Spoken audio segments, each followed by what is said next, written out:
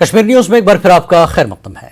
श्रीनगर में इंतजामिया ने उन इलाकों में लॉकडाउन का इंतबाह दिया है जहां कोविड के केसेस मुसलसल बढ़ रहे हैं। डीसी श्रीनगर मोहम्मद एजाज ने कहा, कई अफसरान के हमरा श्रीनगर के मुख्तलिफ बाजारों का अचानक मुआयना किया। इस दौरान 2 दर्जन से ज्यादा तजारती मराकज को सील किया गया और 1 दर्जन से ज्यादा अफराद पर जुर्माना आयद किया गया। डीसी ने कहा कि कुछ लोग खुलेआम कोविड SOPs की खिलाफ वर्जी कर रहे हैं। वाज़ेह है कि न्यूज़ 18 उर्दू लगातार अवामी मकामात और सरकारी प्रोग्रामों में कोविड गाइडलाइंस की खिलाफ वर्जी से मुताल्लिक खबरें नशर करता रहा है।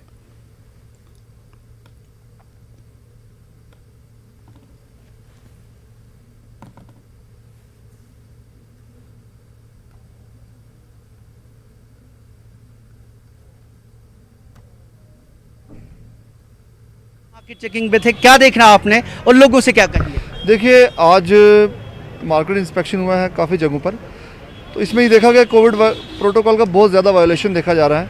मैं बार बार ये अपील करता रहता हूँ, तलकीन करता रहता हूँ, हाथ जोड़ के गुजारिश करता रहता हूँ सभी से कि कोविड SOPs का पूरा एडहेरेंस करें और मास्क पहने, वैक्सीनेट करवाएं, क्योंकि हमें किसी एक शख्स को कोई हक नहीं है कि वो दूसरों को इन्फेक्ट करे।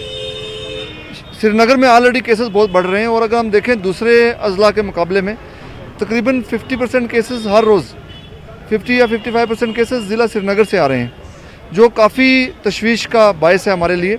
और हम नहीं चाहते कि जो 3rd वेव की प्रेडिक्शंस हैं उसकी शुरुआत श्रीनगर करें और श्रीनगर वाले करें।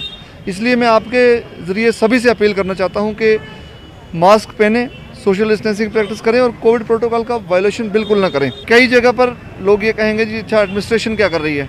एडमिनिस्ट्रेशन क्या पूरा दिन एक शख्स के पीछे भागेगी आप मास्क पहनो, ये हमें समझने की बात है। और हम बारहा ये बात कहते हैं कि हम ऐसे इकदाम कोई ना उठाएं जिससे हम कोविड SOPs का ब्रीच हो रहा हो और जिसे हम अपने लिए 3rd वेव का ऐलान कर रहे हों। इससे हमारा ही फ़ायदा है, लॉकडाउन ना लगाना पड़े गवर्नमेंट को, उसमें भी हमारा ही नुकसान है लॉकडाउन में। जैसे कि आर्टिकल हुआ था या लॉकडाउन हुआ था, पूरा 2-3 साल बंद रहा, हमारा बिजनेस बहुत लॉस हो गया। इसलिए गुजारिश करते हैं सबसे कि मास्क लगाए, सोशल डिस्टेंसिंग का ख्याल रखें और अच्छे से बैठे ताकि सरकार को लॉकडाउन ना लगाना पड़े। इससे हमारा बहुत नुकसान हो रहा है सर। हम बस यही सोशल डिस्टेंस करेंगे और मास्क कंटिन्यू रखेंगे हम।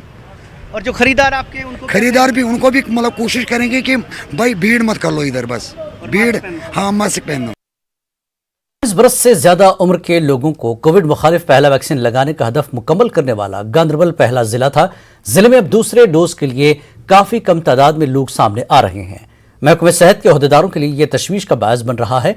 इंतजामिया के लिए एक और मसला यह है कि 18 से 45 बरस के सिर्फ 30% लोगों ने ही अभी तक वैक्सीन लगाई है। CMO का कहना है कि नौजवानों का वैक्सीन लगाने के लिए सामने न आना काफी मौलिक साबित हो सकता है। उन्होंने वैक्सीन के हवाले से फैलाई जा रही अफवाहों पर भी सफाई पेश की।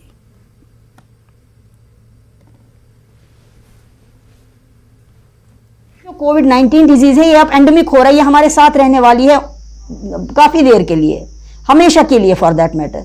और अगर वैक्सीनेटेड नहीं होंगे तो इसके असरात ज्यादा खतरनाक और मोहलक साबित हो सकते हैं। देखिए, हमको बाहर निकलना है, बच्चों को पढ़ना है, यूनिवर्सिटीज जाना है, ऑफिसेज जाना है, बिजनेस करना है, बाहर के ममालिक में जाना है।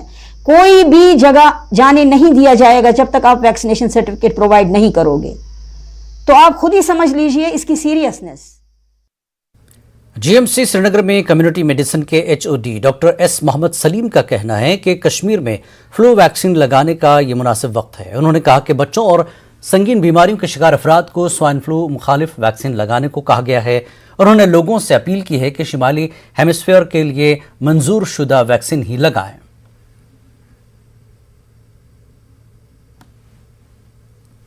हम कोई वैक्सीन लगाते हैं तो वो एंटीबॉडीज़ बनाए, तो एंटीबॉडीज़ बनाने में कम से कम 2 से 3 हफ्ते लग ही जाते हैं। सो अगर हम इस आज के डेट में वैक्सीन लगाएं तो आप समझिए 3 हफ्ते के बाद हमें इस वैक्सीन के ज़रिए प्रोटेक्शन मिलेगी।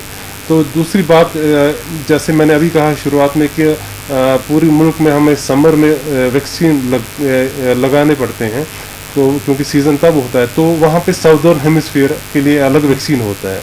WHO की आलमी सेहत इदारे की तरफ से ये गाइडलाइंस है कि रीजन वाइज नॉर्दर्न हेमिस्फीयर के लिए अलग वैक्सीन लगता है, साउदर्न के लिए अलग लगता है।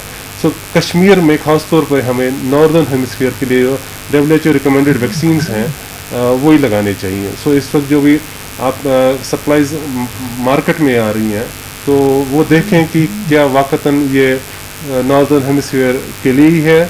और इसमें भी दो तरह के वैक्सीन्स होते हैं, एक ट्राइवैलेंट होता है जिसमें 3 वायरसेस के अगेंस्ट एंटीबॉडीज़ बनाने की उनमें क़ुव्वत होती है, और आजकल जो क्वाड्रीवैलेंट उसमें एक और एंटीजन होता है जो और ज़्यादा प्रोटेक्शन देते हैं किसी और स्ट्रेन के अगेंस्ट। तो ये आवाम तक मुनसर है कि वो कौन सा लगाएं। सो दोनों चीज़ें अवेलेबल हैं, ट्राइवैलेंट भी हैं, क्वाड्रीवैलेंट भी हैं, और क्वाड्रीवैलेंट के ज़रिए और ज़्यादा प्रोटेक्शन मिल रही है।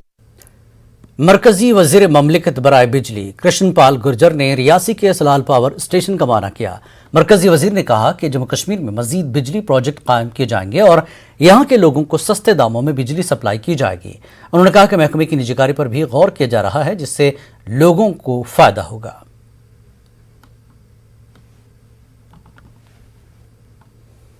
मकसद लोगों को सुविधाएं मिलनी चाहिए,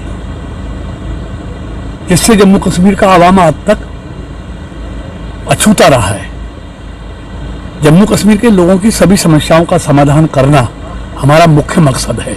कभी भी ये नहीं कहा कि हम लोकतंत्र, जैसे जैसे हालात ठीक होंगे लोकतंत्र बहाल होगा। और ये हमारी आदरणीय मोदी जी ने भी बार बार कहा है, अमित शाह जी ने भी बार बार कहा, निश्चित तौर पर।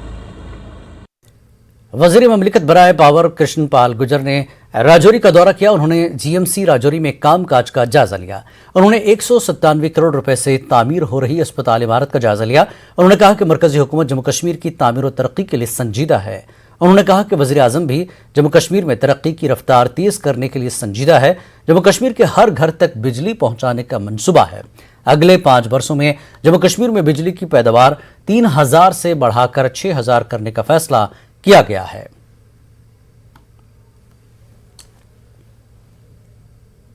मरकजी वजीर ममलिकत निसिंत परमानिक ने दसुपामपुर में वाक़ ज़ाफ़रान स्पाइस पार्क का दौरा किया। उन्होंने पार्क में मौजूद प्रोसेसिंग यूनिट का जायजा लिया और यूनिट में ज़ाफ़रान ग्रोवर्स एसोसिएशन के मेंबरान से मुलाकात की। उधर अवंतीपुरा में स्पोर्ट्स टूर्नामेंट का भी वजीर ने इफ्तिताह किया।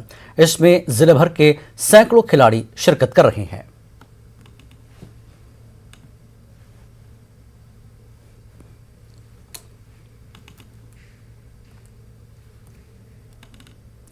पुंछ के चंडी मरहा गांव के लोगों ने मुगल रोड पर एहतजाज किया। सड़क पर तकरीबन 5 घंटों तक ट्रैफिक की आमदरफ्त मुतासर हुई। गांव वालों ने एक राब्ता सड़क की तामीर में हो रही ताखीर के खिलाफ ये एहतजाज किया। बाद में सुरनकोट तहसील इंतजामिया और पुलिस ने एहतजाज के मकाम पर पहुंचकर लोगों से बात की और फिर एहतजाज को खत्म करवाया। इंतजामिया ने मुतल्लिका सड़क की तामीर का यकीन भी दिलाया है।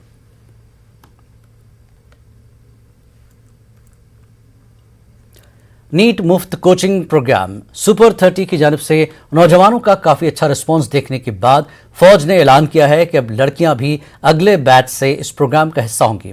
GOC 15 corps lieutenant general DP Pandey ने श्रीनगर में एक तहनीती तकरीब के दौरान ये ऐलान किया। सुपर 30 के उन तलबा को तहनीत पेश की गई जिन्होंने गुज़श्ता 2 बैचेस में नीट क्वालिफाई किया है। जीओसी ने कहा कि इस प्रोग्राम की बदौलत अब तक 68 लड़कों ने नीट क्वालिफाई किया है। तलबा ने भी फौज का शुक्रिया अदा किया।